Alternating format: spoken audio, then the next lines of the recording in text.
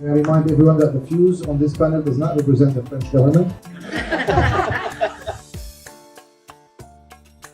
Whenever I met in my many tours of lectures, Palestinians who either were of an age where they still remembered Palestine before the Nakba, or I met a second or third generation of Palestinians who have not made it to Palestine after 1948 for whatever reason. And there are so many reasons why so many Palestinians have not been able to see Palestine, even if they are Palestinians. I always feel that I have two messages to convey to them. One is the message of the historian, telling them, if they don't know, or adding to already what they know, the story of Palestine before 1948, which is such an important thing to do, because the Israeli propaganda still continues to deliver the myth of a Palestine that was empty, of a society that was easily uprooted, that not much had been destroyed here in 1948, and therefore the whole Palestinian narrative of catastrophe is exaggerated and overdone. And with all the knowledge that we have as historians, with all the rich material that we have, despite the fact that a fragmented, exiled, destroyed people like the Palestinians cannot have a proper archive, cannot have a proper historiographical project, there's still so much you can use in order to reconstruct the pre-Nakba Palestine. And you are sharing with them, as I say, some of them know it by themselves, but you're sharing the landscape, the ecology, the rich water supplies in every village. I don't know how many of you know, but in 1935, many of the Palestinian villages moved to growing fruit trees. Mm-hmm. And the whole landscape of the Galilee changed in 1935 because the whole agricultural production changed. It was, by all accounts, it was a particularly a beautiful addition to the already picturesque pastoral landscape of rural Palestine. So the one message is, I hope you understand what was destroyed in 1948. And then comes the second part, which is, from my point of view as an activist and an historian, admiration to the fact that the Palestinians, both as a nation, and no less so as individuals, despite the trauma, despite the catastrophe, rebuilt their life.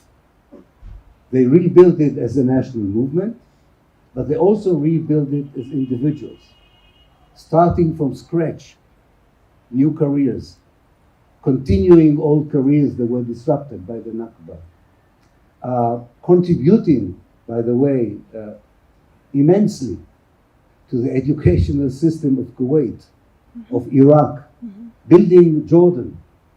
All this human capital that should have been invested in Palestine was invested, unfortunately, elsewhere, not to mention the contribution to the Lebanese economy. And there comes, with the admiration, of course, a conversation about, is liberation still possible? And is return still possible? And you say, of course it should be possible. We should believe it's possible. I mean, otherwise, why fight for liberation? Why fight for freedom? And then you think about, because I'm here, like so many of you, do they know what they're coming back to? Mm-hmm. They have an image of what they're coming back to. But is this image the reality on the ground? And it's very clear, and I have many doctorate students who are working about the right of return, that the way young Palestinians in refugee camps in Lebanon, in Jordan, and even in a more kind of more comfortable communities imagine the Palestine that they want to return to is not exactly the reality on the ground. And you say to yourself, what would happen when the reality would meet the image, the vision? And then I came across Fida's book. The only person I know who has written so accurately, so sensitively, so openly, so candidly on that clash between what you imagine and what you encounter.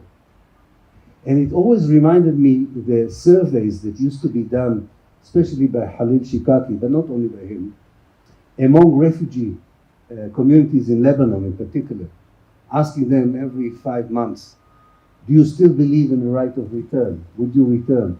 And one of the most important answers that the professional scholars get, tell us to what are we returning? Do you mean that we are returning to Israel as it is today, namely to be under occupation in the West Bank, under siege in the Gaza Strip, second-rate citizens in Israel? Or are you talking about returning to Palestine after liberation, when it becomes a Palestinian state again? Because they say these are two different visions for us, claiming about a return.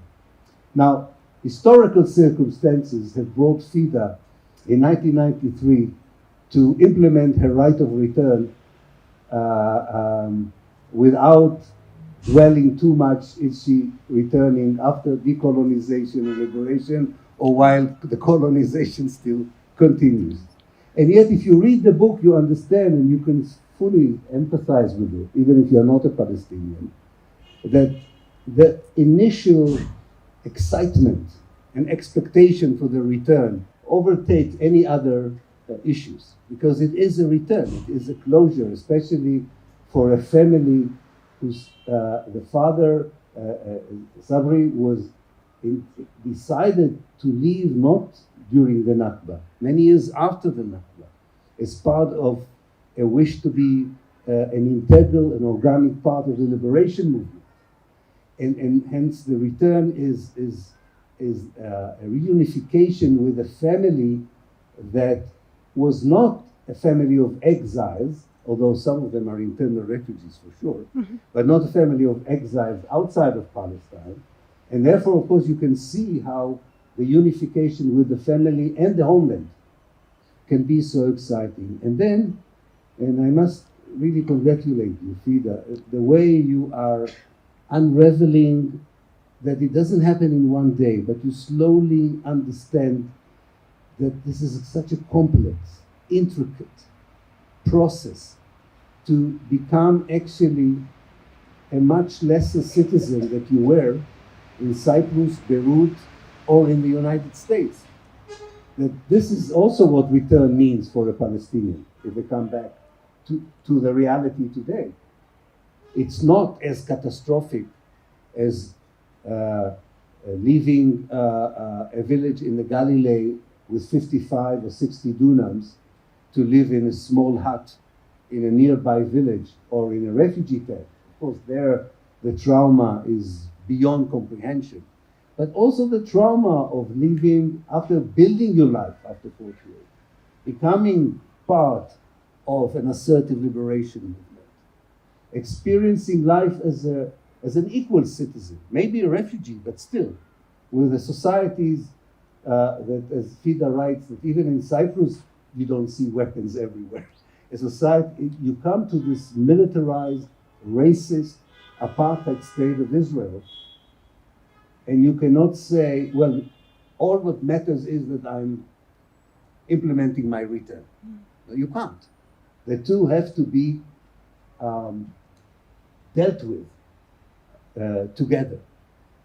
And I feel that when I read the book, I thought of one particular scene that I thought that if your family had stayed here kind of continuously, there would have been kind of a different solution maybe to this.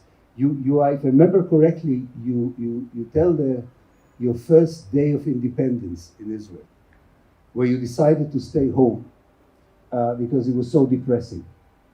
If I'm right. Yes. That's right. And I remember the first, because I was part of I was advisor to the committee of the internal refugees in Israel, Lajnat al-Muhajirin. And I remember our first meeting in the 1st of April 1988, sitting with so many Palestinians who felt like you in the Israeli Day of Independence. And they said, and I can't even remember who was the father or the mother of the idea. It doesn't matter. The idea is more important than the person who conceived it. But one person said, you know what? We will not stay at home on the Day of Independence. Mm-hmm. We will, every day of independence, march to a destroyed Palestinian village. And that's where they decided to do the first Masirat al-Awda. Mm-hmm. And each year after that, the Day of Independence is, on the one hand, a depressing reminder of the ethnic cleansing of Palestine in 1948, but it also is a day where you make sure that the destruction is not forgotten, that you protect the memory of the Nakba through this march, which, by the way, politicians are not allowed to take part. This is totally consensual. It doesn't have all the problems that domestic politics among the 48 Arabs bring with them. And I thought this is what really comes out, that the return is a long process that doesn't end when the physical meeting with the homeland occurs. It's a daily struggle, but it also has points where you can assert your identity, you can remind yourself that the return is a positive, important process and implementation, and you're part of a community that for so many years had an identity crisis, found itself in this impossible, and you write a lot about it, which I really find really inspiring, the way this whole concept of Arab Israelis was conceived and imposed on the Palestinian minority in Israel.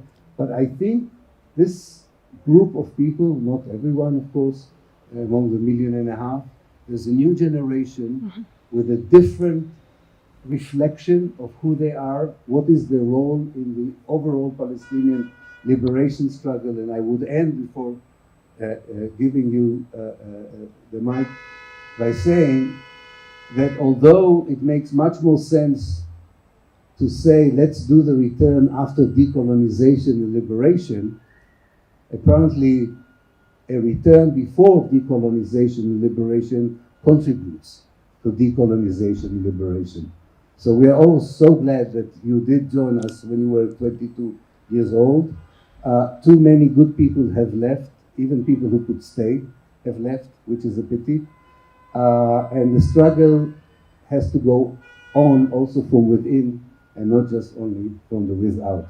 So thank you for your wonderful book. I read it in one go. It's taught me many things and arranged for me a lot of issues. And more than anything else, it taught me not to talk about the right of return as a slogan, but as a real human endeavor and challenge, that the more we write about it, the more others would benefit from knowing how to engage with it, keep it alive, but also remain it as a realistic, pragmatic idea that is connected to the reality and is not left in some imaginary vision of the future. Thank you very much. Thank you, Ilan.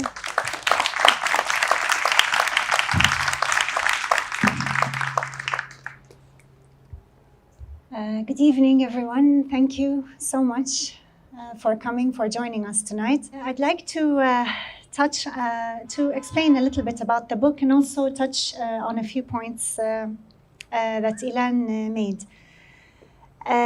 My story, as I always tell it, cannot really be told without telling the story of my father, Sabri Jiryis. My father was born in Fassouta. It's a village on the Lebanese border, very close to the Lebanese border. He was 10 years old in 1948, and he witnessed the Nakba. He saw people from neighboring Tarshiha, a village near us, fleeing northwards into Lebanon, and they passed by Fassouta. He saw a group of them at his grandfather's house, and he says this image stayed in his mind because his grandfather had brought a large number of people to his house, and his grandmother was making them sandwiches. And my father, a 10-year-old child at the time, didn't understand who these people were. Our village was, very small. He knew everyone in it, and he asked his grandfather, but didn't really get a proper answer. All that he got was, they're fleeing, they're leaving. The same week, he happened to go to Deir el-Asi, which is another village adjacent to Fassouta. The village was completely empty. The people of Deir el-Asi were completely ethnically cleansed during the Nakba. And he said to me, he was riding his father's donkey at the time, and he said to me, I rode through this village, and it was empty. There was no movement at all. The windows were, creaking literally in the breeze. It was in the autumn. And he said, I couldn't fathom it. I mean, these people, they had lands close to Fassouta. They used to, they had good relations, friendly relations with Fassouta. And they used to be in our village as well. And he said, I didn't understand as a child. I just didn't understand. And he said, he grew up under military rule. So very quickly, everything, the landscape around them changed. He grew up under military rule. He was one of the lucky children who managed to continue his education to high school. He went to the Terra Santa in Nazareth. And from a very young age, he began to be aware. And he told me that probably that image I saw as a child stirred something in me, that there was something here abnormal going on. And very quickly in Nazareth, he began to understand more. He stayed at a boarding school, but he asked his day friends to bring him newspapers. And all that generation, I think, grew up too quickly. From there, he continued to the Hebrew University to study law, and there he joined Al-Ard, which was the first Palestinian movement in Israel. The movement tried to do everything. They tried to publish a newspaper, they tried to open a publishing house, they tried to register themselves as a company, only to be able to find a means to work legally among the Palestinians in Israel. They were trying to educate people about their plight and so on. And of course, they faced intense backlash from the Israeli authorities. At the same time, after he graduated, he began working with Hanna Nakara. Hanna Nakara was known as the land lawyer at the time. He was the only Arab lawyer in the north, the only Palestinian lawyer who was working to a large scale on saving the lands from expropriation of the Palestinians who remained inside Israel. And he fought many legal cases. Many of the cases he fought, essentially became part of, the laws or the basic laws and so on. He set a lot of precedents as well. My father worked with him, but the noose of oppression was tightening. He was in and out of detention all the time. They had house arrest. I mean, when he tells me about that period, I try and imagine, living a life where his every movement is being watched. In 1965, Al-Ard did something really crazy, and they tried to run in the Israeli elections. When every other road in front of them were closed, they thought if we could at least gain a seat in the Knesset, perhaps we could try and work against the policies of oppression from there. The four leaders, including my father, were all expelled internally on the eve of the elections to places that had been ethnically cleansed so that they could not communicate with each other. My father was expelled to Safad for 3 months. And there he had to report to the police 3 times during the day. During the night, he was not allowed out. And he said it was, very boring, very stifling. There was nothing much to do. He chanced upon a small bookshop. And in it, he found the works of the founding Zionist fathers. He negotiated with the shop owner to sell him the whole lot.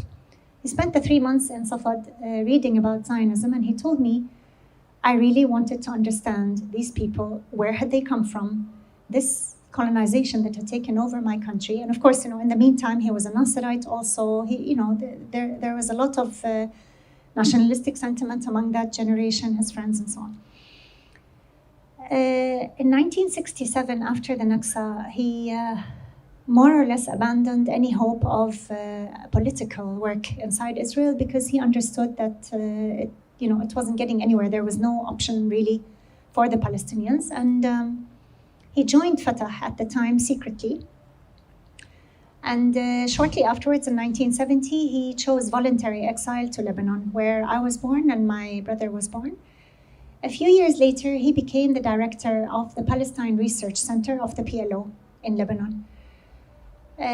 We stayed in Lebanon. I grew up there as a young child. And in 1982, during the Israeli invasion, the Israeli army also, at the same days that Sabra and Shatila was going on, they came to the research center and they seized all its contents. It was one of the biggest and most thriving educational and research institutions, Palestinian institutions in the Arab world at the time. They seized all of its contents, 5 trucks. They worked every day for 4 or 5 days, and trucks laden with the center's archives and its library and so on made their way back to Israel.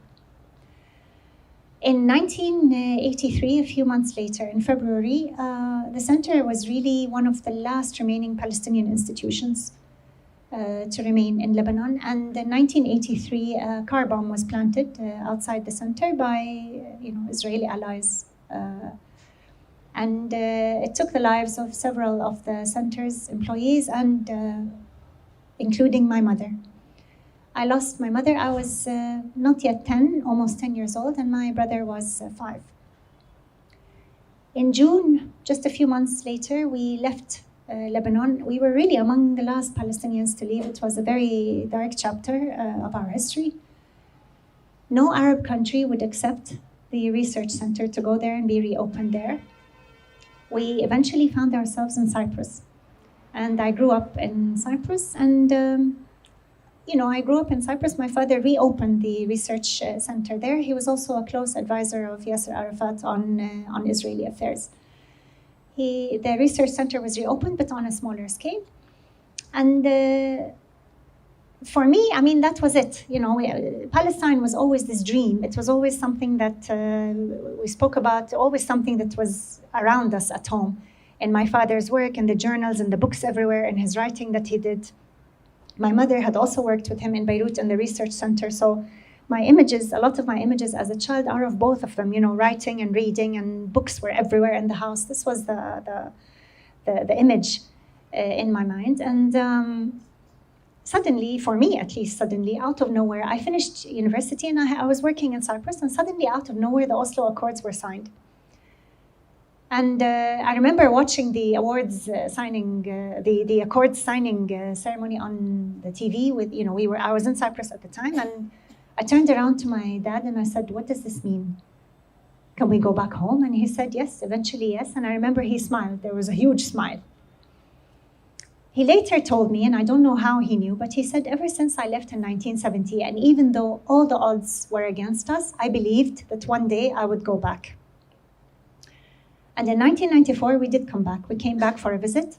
And as Ilan said, I was completely unprepared for what it meant to come to Israel. And during that first short visit, we were on cloud 9. We went to Fassouta, our village. The family received us with a tide of love. They couldn't believe we were back among them. And the question immediately began, when are you coming back? Coming back for good? And a few months later, in June 95, we relocated. And here began my intense shock. Growing up as a Palestinian and having lost my mother to this conflict, and having grown up all my life, and the visions of Lebanon, the civil war we endured there, and so on, I suddenly, literally in 24 hours, you can say, found myself an Israeli citizen, having to learn Hebrew and then go to work, look for work in Israeli companies and start integrating with Israelis. To me, the whole thing was beyond anything that I could really comprehend or deal with. And I did it. I tried my best. And at the time, I think I was blocking out a lot of my emotions or thoughts. I was also, fairly young. I was 22 when we returned. And I only managed it for about 8 years before giving up completely as I started to realize what life in Israel meant. And I left and I went to Canada. And I said, I'm not coming back. I don't want this. This is not for me. I went to Canada. Of course, from the first day I got there, I was homesick. And, within, I think I spent about 6 years in Canada, and then I came back. I came back also because for a family reason, my stepmother was very ill at the time. But also, when I came back, I knew that I could not come back to be in Israel, because the reality I felt as a second or third or 10th, I don't know, class citizen it was suffocating me. And then I made the decision to come back to Ramallah. We had friends here, friends of my father, and they told me, come, you'll find a job, you can integrate here, you can be close enough to your family. So I came back again, sometimes I'm struck, if you like, by my own naivety, if we can call it that, along the process. Because the first time I came to Israel, I had no idea what I was coming to. And then the second time when I came to Ramallah, I was so happy. Here's the Palestinian flag, and people are speaking Arabic, and this is Palestine, and so on. And again, very quickly, in both cases, within a few months, it was like I started to get slaps. Like people were slapping me on the face, because I began to uncover the reality again, as I had uncovered the reality in Israel. This whole story, the story of our return, was, I will add this, it was only through some fluke of fate.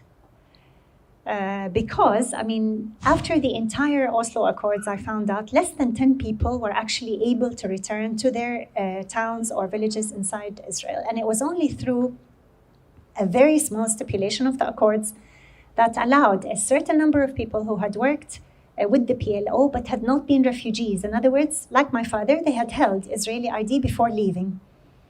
On a case-by-case basis, their files were looked at, and they were given a one-time entry permit to Israel, and he could then reclaim his ID and passport once he got back here. In fact, he told me a funny story. His ID that he had taken with him, the Israeli ID, he said this ID had survived 24 years, which was the period of his exile, and had survived a war in Lebanon and multiple displacements and so on.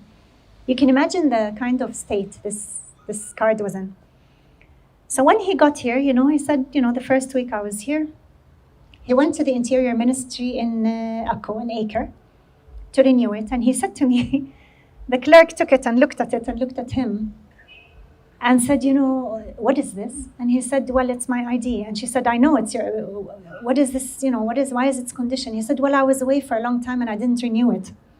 She said, I can see that, But it was interesting because he said to me, then it clicked that actually they are different instruments.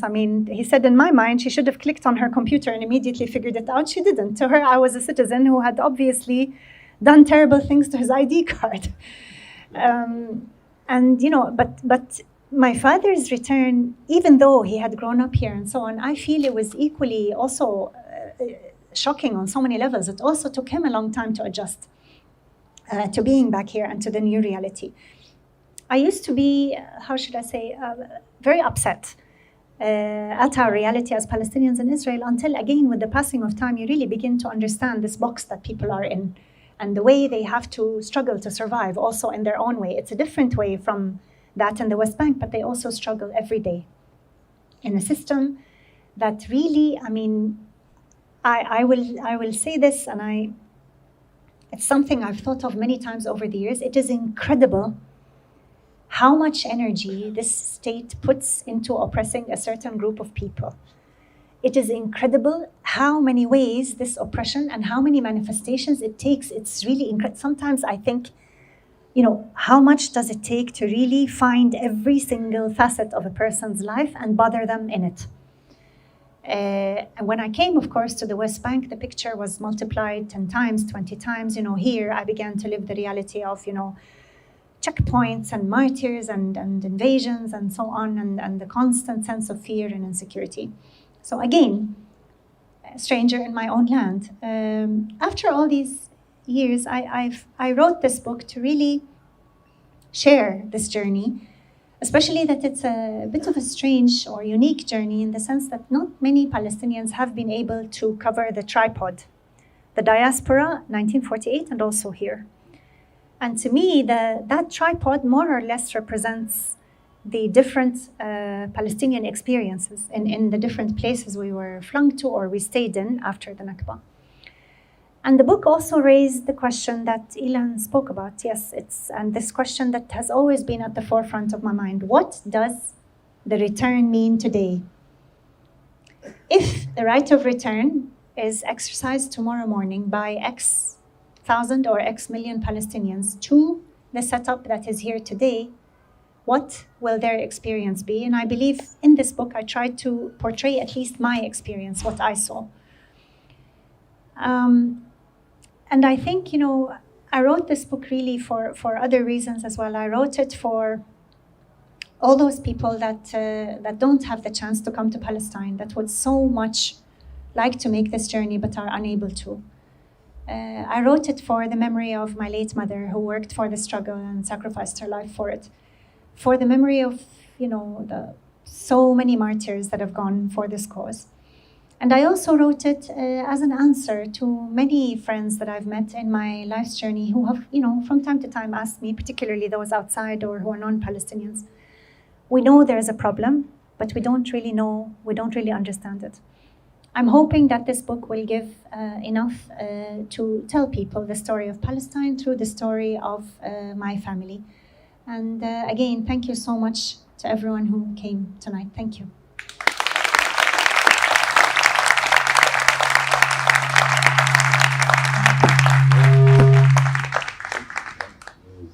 Quite dramatic.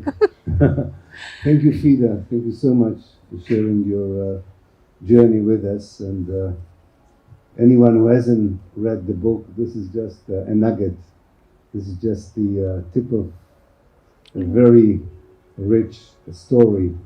Every emotion that you kind of encountered is so well articulated, and I think it makes a wonderful reading and very painful one. Given that this is a very personal kind of journey, and you have therefore a conclusion which is personal, but you believe, of course, has implication for a wider group of people. I don't know if you already had the chance after publishing the book, but even if you hadn't had the chance, so I'm imagining an event where you will speak in a refugee camp in Lebanon, after people have read your book, and the younger generation of refugees would ask you, so what are you telling us? Should we continue to believe in the right of return? Is this a political statement that tells us reconsider it? Does it mean that if we are more practical, we should kind of leave it at a backfire? How do you feel that this book is read, not just by audience like here today, or Western audiences, but probably with the most important stakeholders, the refugees themselves, and particularly the refugees in the camps? Mm-hmm. Thank you, Ilan. Yes, I think one of my key points in writing the book actually was to portray the shock that I felt, and to understand the reality here in more nuance, to understand it properly. And whether it's for the refugees or for even other Palestinians who live, in more perhaps comfortable conditions abroad, my aim through this was to dispel this, let's say, romantic notion that we all hold about, the right of return, and if it's all just fixed politically, and they can get on a plane and come tomorrow, and then everything will be okay. I got on a plane and I came 26, 27 years ago, and my life has been a struggle ever since. Now, the reason I wrote this book, and this was something I debated with at the time with several friends as I was working on it. Far from discouraging the right of return, I wanted, I think, to do two things. First of all, to understand, to introduce a nuanced understanding of the real situation today, both in the 1948 areas and also in the West Bank. And also to underline a particularly important segment of the Palestinian society that I feel has been somewhat marginalized in terms of literature or, let's say, public knowledge about it, which is the Palestinians in Israel. Very little has been written, especially in English, about the Palestinians who remained in Israel after the Nakba. They were pretty much left to fend for themselves and their own devices. They found themselves, as I said, under a very cruel apparatus of military rule, and from then they continued to struggle. I believe about half of them at the time, if I'm correct, were internally displaced. So again, they were people who couldn't go back to their villages and so on. For many decades, these people were the rest of the Arab world was in the dark about them. They even faced accusations that they were Judaized or joined the Zionist project and so on, that they were traitors, things like this. There was very little understanding about them. And my father told me when we worked on Al-Ard, sometimes we would happen to hear that a newspaper somewhere had published a tiny clipping about us, but we were cut off completely from the Arab world, obviously, after the establishment of the state, and they were cut off from us. Over time, I think particular people in the refugee communities know very, very little about what it means to be a Palestinian citizen and yet to be living inside Israel, a Palestinian citizen of this country, which expelled them. I mean, the setup is so complex and complicated. So I wanted to paint a real and accurate picture of what our life here today. And far from discouraging the right of return, I'm hoping that my book will infuse this generation to understand that really the struggle is still ahead. And it's a long struggle, and it's not as simple as simply packing your bags and coming, that there is a lot of struggle towards equality, towards the liberation of the people, towards self-actualizing in this country for Palestinians across both sides of the spectrum. And I think I have not yet had the chance to discuss, I mean, the book also came out recently, but I think they will make for very interesting and also intense conversations, I'm sure. So that we can really get the audience attention again to the book itself, we'll listen to an extract from the book. I looked to the front again and saw two soldiers getting on. My eyes bulged. They were carrying guns. They walked down the aisle and sat down on the empty seats in front of me. I stared at the rifle slung over their shoulders. It was the first time I had seen the cold metal so close. I swallowed hard. No one had carried guns in Cyprus. Why were there guns on the streets? Was this normal? What if one of them went off? I wanted to change seats. My eyes darted around, but they were all taken. There was one seat at the far back, but there were more soldiers there. Everyone was chatting normally as the bus continued on its route. I was the only one who was breaking into a cold sweat. I also seemed to be the only Palestinian. I told myself to be calm. It was probably not long to my stop now. Try as I might, though, I could not stop the terrified thought running through my mind. I'm on a bus with Israeli soldiers. 10 minutes later, I recognized the area, rang the bell hastily, and scrambled off. In the street, I took a deep breath and made my way to the building. I had a jarred, surreal feeling, almost like I was in a bad dream. Thank you very much. Excellent. Thank you.